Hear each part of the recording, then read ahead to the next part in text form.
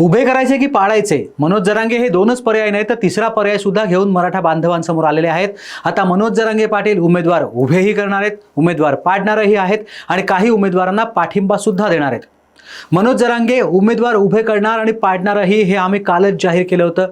त्या व्हिडिओवरती तुम्ही भरभरून प्रेमही केलं होतं, त्याची लिंकही आम्ही तुम्हाला खाली डिस्क्रिप्शनमध्ये देत आहोत। मनोज जरांगे पाटील राजकारणात येणार ही भूमिका घेऊन टाकणे सातत्याने लावून धरली होती आणि झालं सुद्धा तसंच आहे। 20 ऑक्टोबरला मनोज जरांगे आपली भूमिका जाहीर करणार होते।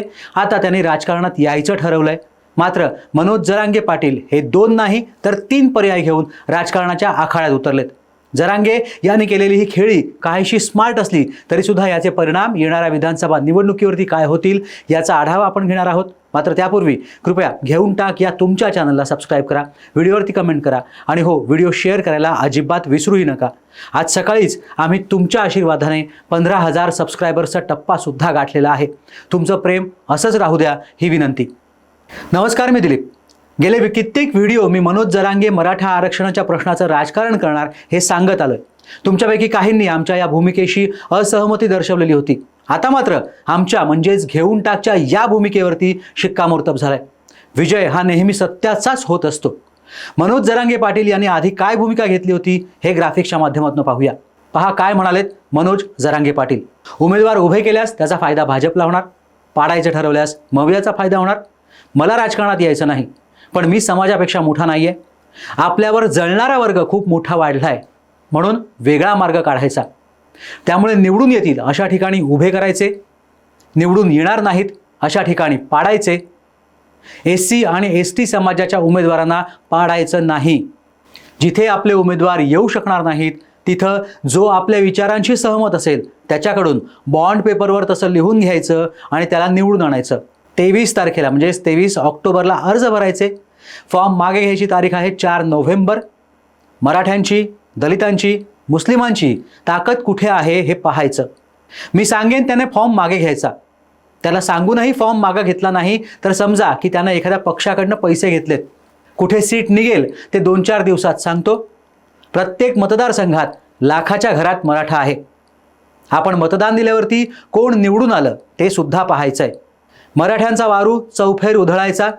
ज्यानं मराठ्याला संपवला त्याला संपवायचं अशा शब्दात मनोज जरांगे पाटील यांनी आपली भूमिका जाहीर केलेली आहे। अत्यंत धूर्त राजकारणाप्रमाणे त्यांनी ही खेळी खेळल्याबद्दल प्रथम मनोज जरांगे पाटील यांचं अभिनंदन। आता घेऊन टाकची भूमिका।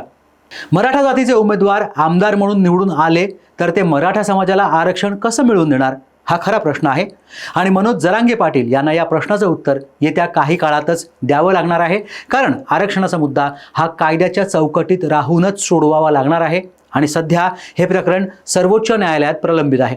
अगदी मी म्हणतो 288 आमदार हे मराठा आमदार असले तरीही मराठा आरक्षण हे कायद्याच्या चौकटीत राहूनच करावं लागणार आहे। दुसरा मुद्दा, मनोज जरांगे पाटील हे शरद पवारांच्या उमेदवारांच्या विरोधात आपले उमेदवार उभे करतात की नाही हे पाहायला लागेल आणि यातच जरांगे पाटील यांच्या मराठा आरक्षणाच्या आंदोलनाचं गुपित दडलेलं आहे। तिसरा मुद्दा, देवेंद्र फडणवीस यांना मनोज जरांगे पाटलांचा विरोध आहे। भाजप पक्ष वाईट नाही असं ते एका वाहिनीशी बोलले, पण मग आगामी काळात भाजपला याचा फटका बसणार नाही याची खात्री कशावरून?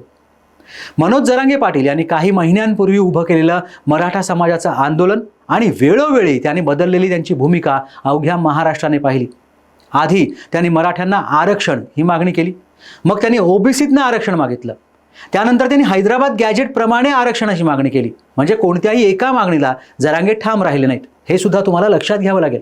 अशात आता राज्यात होणाऱ्या निवडणुका अत्यंत चुरशीच्या होणार आहेत।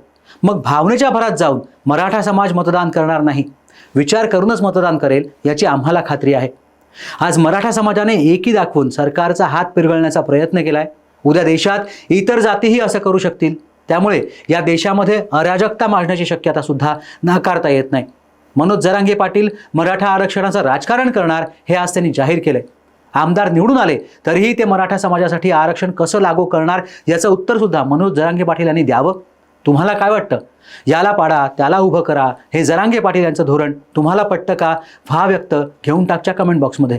कृपया चॅनलला सबस्क्राईब करा, व्हिडिओला लाईक करा आणि नवे व्हिडिओ पाहण्यासाठी कृपया बेल आयकॉनवरती क्लिक करा। हा व्हिडिओ शेवटपर्यंत पाहिल्याबद्दल धन्यवाद।